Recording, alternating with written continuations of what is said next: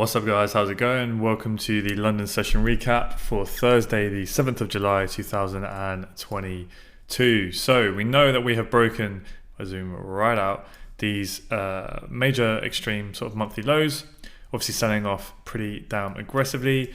We've had a break of structure on, well, the weekly, the daily, the monthly, all time frames, and we're expecting those swing pullbacks that can kick in at any moment. But obviously, if we're expecting a daily swing pullback, it's only been 1 or 2 days, right? This can fall for quite some time. It can fall for a number of candles, and because that's obviously the daily time frame, that can be another few hundred pips. So on a lower time frame perspective, we can continue to try and follow that bullish order flow. And then once you start to see the M15 and the 4 hour start to shift to the upside, that's when you can start to have more of those longer term bullish targets to play those swing pullbacks. But for now, yes, we have broken structure, so technically it's not the best area of value to keep shorting, but in these scenarios when it's just a higher time frame break, it can keep going. I do have these higher time frame demand zones drawn on from very old price action. I'm not really weighing that much importance on them, because I'm not that bothered really about trying to catch bullish swings. They're more just there, in case obviously price reacts from them, because they are valid. But I guess the way I'm approaching it is that I'll continue to follow that bearish order flow, follow that bearish structure on lower time frames, but just be a bit more aggressive with my management, because it's very hard to know, right? Are we just going to keep dumping and dumping and dumping, or suddenly we're going to have one of those kind of face ripping counter trend bullish pullbacks? You never quite know, so I'm kind of happy to just keep following the M15 ranges for those intraday bias and go from there.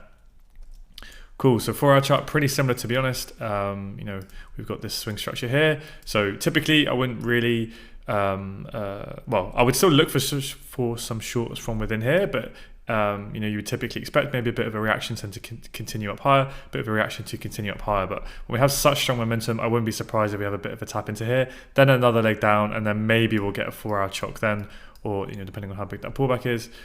Could be a boss, and then we'd expect a bit of a pullback and that to go. But yeah, like I say, I'm just keeping it simple. I'm just going to continue to follow that bearish order flow until it shifts. M15. So done a bit of bar replay here, so we can kind of go through the session because it's quite an interesting session. So we have a very clean, or let's say easy to denote, swing range here, swing high, swing low. Okay, we've clearly had our bullish change of character to denote that we may be getting that internal pullback or swing pullback, because as we can see, we also have internal breaks of structure. Now with internal structure, it depends on how strict you want to be, right? And in terms of where you're going to pick, sort of where those I bosses have started. Now you can keep it very, very simple. Just look at kind of the nearest break. So you can look at like this break here and this break here, right? You can just start it from here, almost what some people would refer to back in the day as substructure, right? You just look at the kind of nearest clean breaks. You don't kind of have to, the way we would in swing structure, and look all the way back at the previous leg and kind of, map it the whole way back and make sure you've got the exact perfect mapping. You can do that if you want to.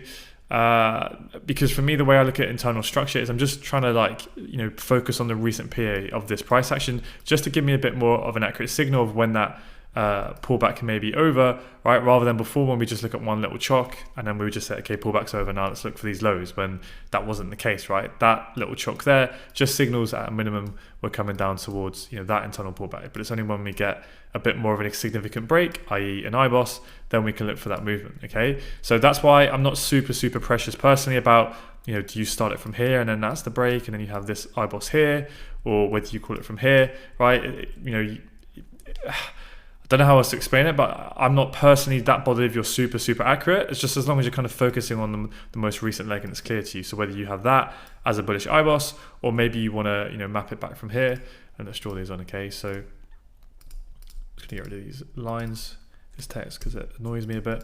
Right, so you'd be viewing it as we've had a movement down, movement up, and movement down. We obviously never break below that low, so that stays as your internal high, and then we get the boss over there, right? So that can be if you're kind of doing it very accurately, and the way in which we map swing structure in terms of trying to go back as far as possible to make sure you've followed the path correctly. Okay, so ultimately it's not going to make a massive difference, but there you go. Now, this is again where maybe internal structure can get a little bit confusing of what you're gonna kind of focus on. So what do I mean by that? Well, let's kind of go back to the basics, right?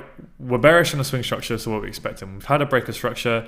We're expecting a swing pullback to form that swing lower high. That's the lower high really we want to catch short. We want to catch the pro trend short to then target the weak swing low, right? That's keeping our trading nice and simple. So a good sign as price comes into these levels is that we want to see a bearish IBOS, right? So this would be the clear level that we would want to go, because what we could have is price could come in, God, I need to talk a little bit slower because I'm choking on my words here. So price could come into this supply zone, give us a little bit of a pullback, that fractal pullback to give us a fractal low, right? And then we could get a break of that low, right? So that would be your M15 chart. Now that's your first decent sign, right? That might be the swing lower high in place for us to take out that low. Okay, nice and simple. But we know that really it's not until you get that IBOS, the more significant structure, it's not until that goes that you have a much stronger signal, because once that goes, then we can expect the internal structure to stay bearish until it takes out that low, right? So remember, a fractal break, so a chock, just signals the internal pullback, right? So if price comes into this level, we could expect this strong internal low to hold potentially, and then we could look for that movement there. But once we get the IBOS, that's when we expect that, right? Nice and simple. Okay, but what I was saying in my markup is, although that's a very strong sign and that's exactly what I want to see, and if we get that, then I will be looking for that move to take out the low.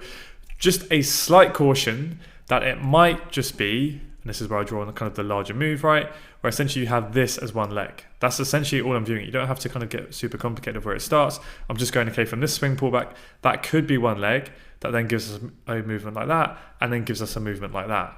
So maybe then this is where you want to separate out that kind of larger internal structure with the smaller internal structure. And again, I'm not looking for exactly perfect of where this starts and trying to track all of this thing. I'm literally just looking at the most recent price action, keeping it nice and simple, and I can see this leg up, this little leg pullback, and this leg up, right? That's as simple as I'm trying to keep it with internal structure.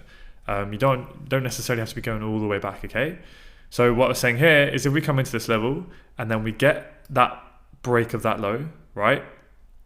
That is when I am then looking for this movement to target this low, right? That's what I'm expecting, and this is what I'd advise the majority of you concentrate on. Just concentrate on the nearest internal structure, and keep it nice and simple. This is the one you want to weigh a lot of importance on, right? But I'm aware in the back of my mind that this green structure, this smaller internal structure, may have only shifted bearish if we get that bearish IBOS, just to facilitate this orange pullback of the larger structure into this level. So although I'm going to concentrate mainly on the green structure in this case, I want to look for that move to catch the low. I'm just not surprised, right, if we were to come into this level and then potentially shift bullish. I'm just aware of that in the back of my mind. So either you want to take heavy partials here if you're short, or maybe you want to look for a long hedge or whatever, right? It's just about using it as information and not being surprised that, okay, we've had a bearish eyeballs here, so now if it comes into here and we react and you're not confused, you're not thrown off by it, because you understand the possibility that that could be the larger move just to do this, right? And that's obviously where internal structure can get as complicated as you want it if you start looking at larger swings, medium swings, and small swings within that. And that's why I say just especially when you get clean price action like this, right? Nice little impulse up, clear pullback there, nice movement up. If that goes, yeah, there's a pretty decent high probability we can catch that short, right? It's just a nice clean trade. You can keep it simple, but it's just about managing your expectations. If price comes into a level like here, right, that you're not surprised if suddenly we get that bullish movement, because that could just be, like I've been saying, right, that larger movement there, okay? So yeah, try to keep it as simple as possible. Okay, let's go back to basics again. So we're bearish on the swing structure. We've had a pullback to premium supply. If we put on our high to low discount, okay, yes, it's not quite perfectly in the EQ just yet, but there or thereabouts, it's at a decent level of value. Now, it's not the most, let's say, prominent POIs. Obviously, we can't really look left and see if it's flipped anything or broke other structure. There's no inducement in the leg. It's an inside bar sweep, which isn't the best, but it's still valid. I would prefer to see a sweep like this. Right, that's obviously a much better sweep, but we sweep a structural high. So I wasn't personally thinking that we were necessarily going to form that lower high here. I thought it might just be one movement to here, continue up, and then we'd come up into the prior range, right? But I'm more than happy to short from a level like this. Okay, so we come into this level. Actually, just draw my internal structure, so we can keep this a little bit more simple. Whoops. Let's just use this. Okay, so let's kind of map out how I had it. So let's say this was your larger internal structure, so we can use the blue dots for that. And then let's say we want to view this as a smaller internal structure, right? You don't have to do this. You know, a lot of you, I just say concentrate on the most recent bit of price action, but maybe you want to kind of separate those out. So like I was saying, at this point, I want to see that bearish IBOS to then catch that move, as that would give us good confirmation the internal structure is now aligned with the swing structure. Lower high may now be in place, and then we can expect those small bearish ranges to hold until it takes out the weak swing low. But the caveat to that, not the one I'm paying most attention to, but I'm aware that it could just be a move to do this, to then do that, okay? Cool, I think we're all on the same page. So as price is coming into this level, what I'm thinking in the back of my mind, kind of pre-Frankfurt, is okay, I want to look for that short to anticipate that movement there, and then I've got caught in, but maybe you want to take pretty heavy partials at this low, and or look for a long within here, a bit more aggressive, because obviously we've mitigated premium supply, to then potentially catch that move if that small structure is going to stay bullish, right? So it's about being aware of both possibilities. So if we drop down to the M1, okay, so obviously you can look left and you can go and see, is there any refined zones within here? So you can be super refined. I personally at the moment, if I just see a bit of a pivot, but basically an M5 candle, I'll draw it on that. Cool. So pre-Frankfurt, we're coming into this level. Let's see what happens. We reject away from here. So obviously we've had a bit of a shock, but there's no, this is about 6:30 London time. So we've come off here. We've had a shock up here, right? So let's say, right, this was I'm going to bring it back a few candles, because we had a kind of similar opportunity towards the start of the week, I think, where price literally just taps the level. There's no real clear like liquidation, there's no real clear kind of flip. It's just literally in quick shock, and then it just tanks off and goes. So kind of the way if I'm like, say I just love the POI and I really want to get in and get price action like this, all we basically have, all that we really have is a chalk, right? It's the most aggressive entry model. We don't really have anything else. We just have a mitigation and a chalk. If I'm going to do that, I want to, as soon as that happens, I want price to tag me in straight away. And then what that means is as price pulls back, I can remove my risk, right? Risk reward is on my side at that point. Whereas if it kind of comes all the way down here and then starts coming back up and you've left your order on, at this point, this is a weak high because we've pulled back. It's obviously failed to break structure. We've mitigated this prior demand range here. That's a much lower probability. So if you're ever going to be that aggressive, like typically I want to almost literally just get tagged in straight away. So I'm playing the pullback, right? With the potential it could turn in that move.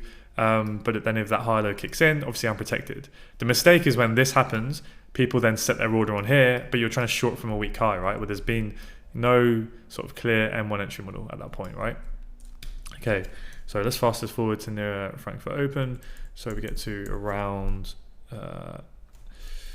7 a.m., which brings us to here. So you see at this point, we've pulled back, we've come much more into that demand range. And then if we look at the M15 as well, you can kind of see, obviously we've refined the zone to the pivot candle, but you can see we've mitigated that range there. So this is then when you can adjust the zone and see that range is now playing out. And then we also have this M15 demand here, right? Cool, so drop that down to the M1, we're still within the zone, and obviously the zone could still play out. But the internal structure on the M15 is still bullish, and we've just pushed up higher. Now coming into this level, we have to be aware of this M15 demand. So then we come in, and then it just dumps straight away. So it's like, oh, great, didn't get in. So the only way we could have got that really is with obviously a risk entry or seconds if that's within your plan, because the M1 chalk is all the way down here. Now, technically, yes, you could set your limit order on this extreme. I'm not saying you can't do that, but it's just similar to what I was explaining here. When this happens, obviously there was no chalk, but imagine there was a chalk, you kind of want to get in pretty quickly, because at this point, up movement, down movement, up movement, right, higher high, we pulled all the way back into here. So I don't personally want to leave my order here, because at the moment, order flow is still bullish, M15 sort of demand is still in control. Even though I don't necessarily expect these to hold, like I'm looking for that movement to occur, at this point, you're trying to trade against that, and this is a weak high, just the same way in which that was a weak high, especially now we're mitigating that refined M15 demand. So at this point, I'm just sitting on my hands, don't really want to get long from here, because obviously we're just mitigating this supply, don't really want to get short from anything, so I'm just waiting for something to be a lot clearer. Okay, now, as price starts to have a bit more of that, let's say, deeper pullback, okay, now potentially you want to get a bit more aggressive and look to see if you can get, an M1 entry, and you can argue and see one here, like this one that I'm looking at in real time, and I can see it, and I can say to myself, there's a potential chance that this is going to go, because I'll just draw it on what I'm talking about, right? So, it doesn't really meet my plan because this pulls back. It doesn't really mitigate anything, at least on the M1. Arguably it's a bit more of an M5 candle, but it's not valid because it didn't break any M5 structure. We've had a bit more of a pullback.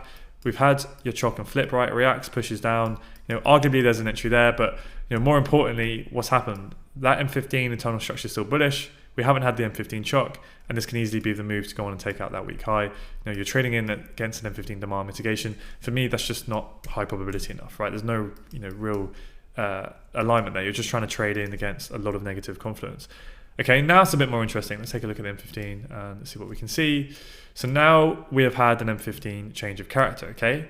But whilst that's better than what we had before in terms of bearish confluence, I would still personally view this as the small internal structure, that being one leg, right? So I would still see that as that strong low there. Okay, so really you want to see that low go so we can get the true structural alignment, because we've had a chock. So technically if price came back into this level, that could be valid, but I would be hesitant because this is a strong internal low. You want to see that bearish IBOS go first, right? So just draw this on and let's see how that goes on the old M1. Okay, so again, not interested in really anything. I don't want to long from here because we're coming off this supply level. Obviously everything's bearish in the swing structure. Okay, boom, now we go selling off very, very aggressively. Okay, so what's my thought process at this point? Well, on the M15, what do we have? Right, this is where you should be spending 90% of your time, all the time really. So we have this flip, because obviously we came into this demand level, we reacted, failed to put in a higher high, and then we pushed down. So anywhere below the reaction to the top of the reaction, that anywhere between those two orange lines, that is your demand to supply flip, right? So I'm just going to draw this on with this box here, right? So that's a pretty decent POI in which I want to get involved in, because we mitigated premium supply. We've had a bit of a sweep of liquidity there. We've had a change of character, but more importantly, we've had an internal breaker structure. So, what's the framework that we use for internal structure? We expect once we get that bearish IBOS that those that bearish internal ranges will now hold, that bearish order flow will now hold until it takes out that low. Obviously it might not always do that, so if it shifts bullish again, right, then what do we expect? Then we expect this high is now weak because it's failed to do its job, so that entire leg essentially becomes weak, and that's where we expect those bullish ranges to hold until it takes out that weak high, right? That's a simple framework in which we're using. So why I like this so much at this point is because we've had a swing pullback to premium level supply, we've had a bearish internal breaker structure. So now the internal structure is aligned with the bearish swing structure, and like I said, now we can look for that movement. But the caveat to that, right, is what I was saying, is we are aware in the back of our minds that that could just be the move to have that larger internal pullback to then continue to the upside. So,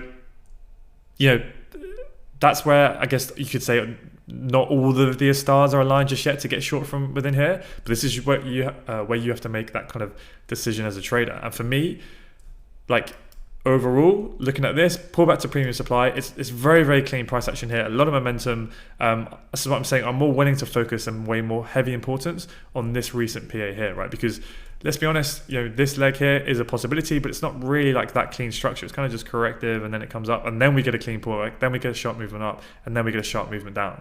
So for me, this is really what I'm more focusing on, at least for this session, right? As it's setting up. So what you can do, obviously you can look for some longs from within here. It's a bit more aggressive if you're looking for that movement. But again, it's heavily counter trend. It's against that sort of more recent internal structure. So it's a lot more aggressive. The trade, the majority of you should be focusing on is trying to catch this internal lower high.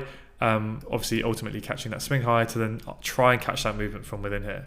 And that would be the cleanest and simplest trade, right? Keep things nice and simple. Also, this now becomes that strong internal high, right? So that's what we want to trade from. We want to trade away from strong structure and target weak structure.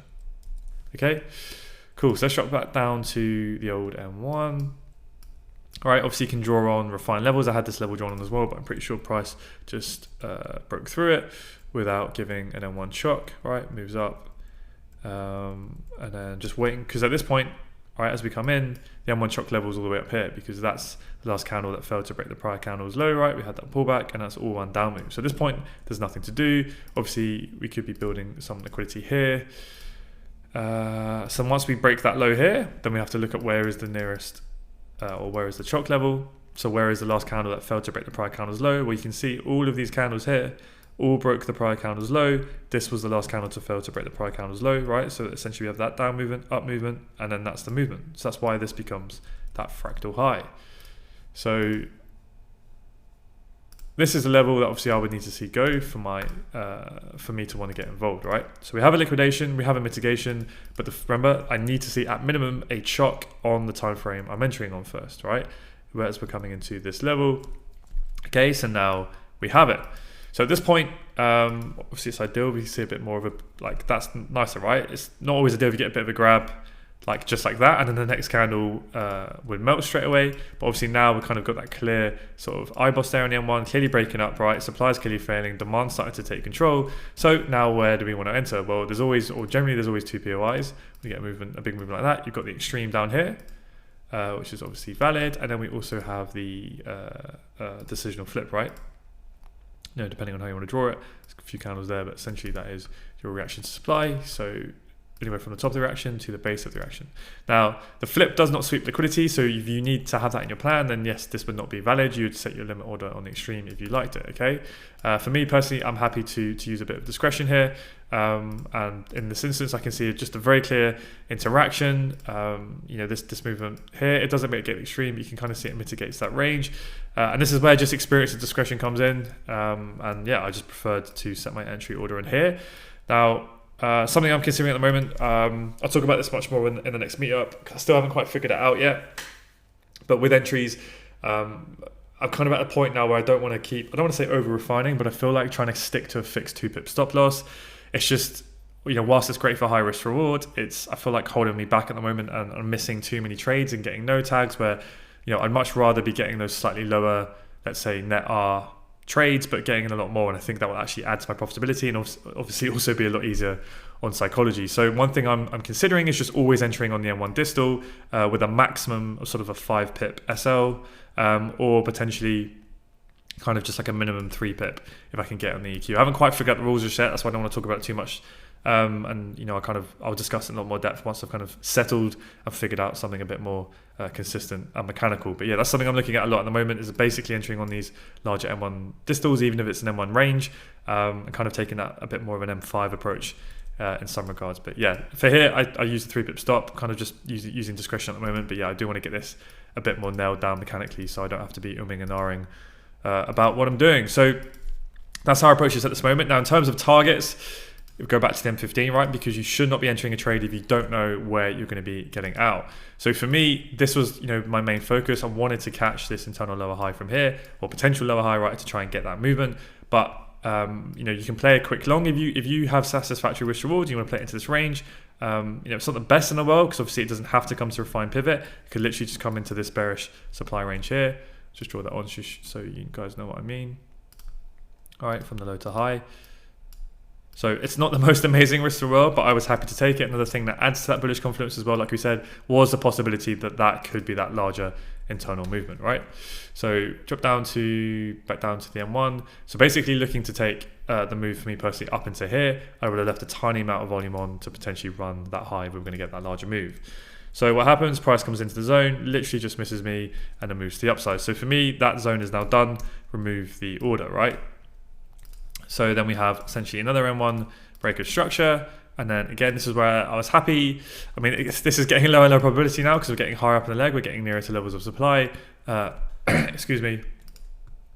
But I was happy to get involved. Similar entry. And yeah, it just ended up not tagging me in. So just mitigated essentially this prior demand range, and then flew to the upside. And obviously at that point, cancel my order the moment that nearest high is broken. Okay. Cool. So longs for me were missed. Nice clean M1 entry model, but I wasn't too bothered anyway, because, you know, it was just going to be, this was the move I was really focused on. Now, this is something where, you know, I was considering and basically looking at M5 entries, which we've been looking at a lot because it was just so clean, right? And it's basically the same as M15 in this instance, right? If we go back, whether you want to take the M15 entries and you can just enter in the EQ, that's generally going to be an M5 entry anyway, right? This is, you know, if you're going to take anything from this, from today's price action and from this session recap, it's keeping things as simple as possible. We don't need to get too bogged down in internal structure and even M1 entries and all that stuff, right? Focusing on the shorts, pro trend, literally in all time frames, following momentum. We've had a swing lower low, swing pull back to a premium level of supply. We've had a chalk, but even better, we've had that bearish IBOS. Okay, now this is literally the only M15 zone because there's no extreme, right? It's the decisional flip. I love setups like that where it's just one zone that you can enter on, right? There's nothing else. Nice and simple. Boom, there's your entry.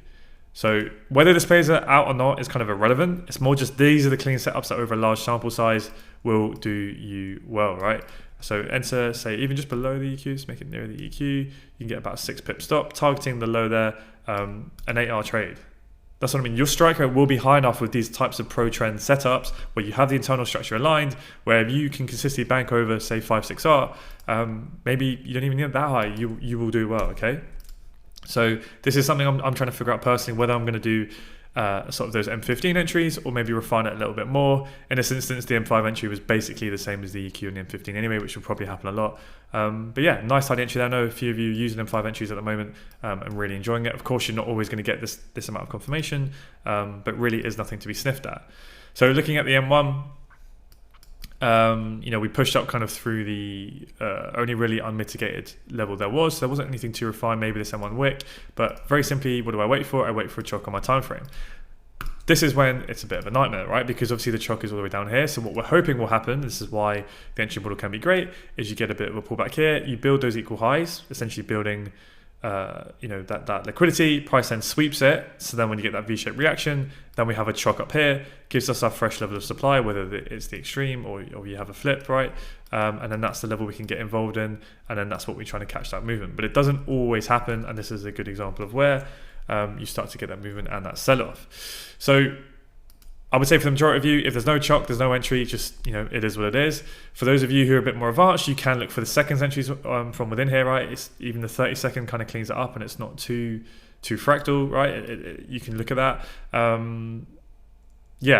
don't really want to dig too much into this because I don't want you guys to start taking these entries, right? 90% of you should be waiting for the standard entry models in these instances, right? But sometimes when the chalk is very, very far away, we've come into a high probable area, I'm happy to kind of look to get involved on the M1 if I can. So, I know in the back of my mind, I don't have to look on the seconds time frame. I know there's already been a seconds chalk and this is going to be a POI. So you could look to trade this. But the problem with this and why it's so low probability and why I wouldn't advise you guys do it is you're now shorting from a weak M1 high, right? This high has not achieved anything. It has not broken any structure. And it goes against exactly what I was saying at the start of the session of why you don't want to be shorting from here, right? Because that's a weak high. It didn't break any structure really, obviously, a bit of a chalk. But at that point, the pullbacks happen. It's mitigated demand. You don't want to be getting short here, right? That's how loads of people are getting used for liquidity.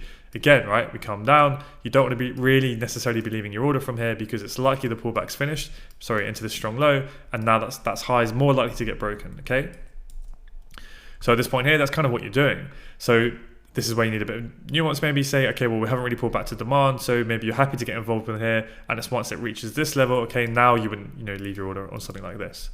So yeah, I don't want to dive too much into this, but they're just kind of the only ways, which, or not the only ways, but some ways in which you may want to get involved in instances where you really, really like the higher time frame POI, but maybe the M1 chalk is far away. So I personally left it alone. Now, when I saw a break of these lows, seeing a bit more of a supply chain forming, obviously also looking at M15, I just liked the setup even more, right? Really seeing that the M15 internal structure was all aligned. And then this swept the liquidity behind this M1 high. Okay, so at this point I had an entry limit set on this extreme candle here, but it just started to aggressively sell off and smash through there. So at that point I cancelled it pretty much straight away because I wasn't in love with this as it goes. Now then we get the M1 chalk. There's just no entry for me here really. It's coming towards the end of the session. I'm also, we look at the M15, right? Looks pretty good. I'm expecting this low to go, but we did actually get, I don't know why it's not showing as an inside bar, but that's an inside bar, right? Because price came down, failed to break the prior candle's low, so that was a pullback, right? Then it just took the low here, right? Which means that's your high. So we did get a bullish change of character. So you do technically have an M15 demand here that caused the chalk. So that's kind of aware in the back of my mind. Also, like I was saying, right, we could be getting that larger movement to do that. So, could have done something like that. I don't know. It just wasn't, I don't want to be messing around with M1 entries there, that not the clean M1 entry model at that point. So my session was pretty much done at this point. I wasn't interested. And then obviously a lot of volatility started to kick in. and it came into that level, right? But I don't think that would have timed me in because I had my entry order on the EQ of this level because it was quite big, right? And then where does that bring us to? Let's see what's going on. Yeah, so M15, sorry, where are we? So yeah, it looks like it's getting pretty messy, right? Delete this. Because we've essentially swept the liquidity below all these lows. This high here failed to cause an IBOS because we failed to break the low. So this is where we can say that this might be weak, but they can also very often play out as well. So this is where I'd say price action's a bit more indecisive now. We're kind of just moving sideways. Ultimately, I still view the internal structure as bearish. So we'll have to see if this holds coming to New York, and hopefully we can get something a little bit cleaner. Some of you may want to be a bit more aggressive, right? Getting in shorts from here, even though potentially this is a weak high, because it failed to cause price to close below the low. This is where you have to, again, weigh all the evidence or all the confluence up to build that portfolio of evidence to decide whether or not it's worth it for you, and you're just happy to get involved because the odds are that swing lower high may be in place, and you're just looking to get involved. But yeah, it's getting pretty messy now. Can you see this price action compared to how it was at this point, where a nice pullback, nice clear bearish IBOS come into a clean M15 flip, right? That's when it's nice and simple, and we just hope that that's what's going to happen. But it's not always going to be the case, right? So yeah, hopefully you guys took some value from that. Yeah, for me the key takeaways are kind of just potentially trying to clean things up a little bit, not be sort of so refined with M1 pivot entries, i.e. single candles, and also trying to enter like on the EQ of those with 2 pips, but like obviously the volatility is pretty high at the moment. So for a long time, you probably heard me loosely talking about digging into M15 entries to add alongside what I was doing on the M1, which I hadn't quite figured out yet. I hadn't actually spent the time to really kind of figure out how I was going to do that. But the thing I've been talking about a lot more recently, just mentioned it to a few of you in the Discord, is essentially being less refined on the M1 and entering on the distal of those M1 candles, but even M1 ranges as well, right? So which is essentially giving you like an M5 entry. So just trying to be a little bit less refined, sacrifice some risk reward, but I think getting tagged in a lot more trades, because I'm personally getting sick of being able to read price action extremely well, having a very good read on it, have a very solid framework now, especially with the way we can read internal structure and order flow, seeing these POIs continuously play out, and not quite getting involved or just getting tagged out. I'm kind of happy to maybe take a bit of a step up a bit, right, in terms of like upper time frame, be a little bit less refined, and see how that goes. But yeah, obviously I'm kind of in that transition stage of just doing a bit of forward testing with this and a bit of thinking. So I don't kind of want to just throw that out there to you guys. I kind of want to do it when I've had, right, this is exactly how I'm doing it, this is how I'm going to be consistent, this is kind of my mechanical rules of how I'm entering and what time frames and things like that. But just want to be transparent as possible and kind of let you guys know where I'm at with my journey at this stage. So yeah, for those of you who are joining New York, hope you have a good session, and I'll see you in the next one. Cheers guys.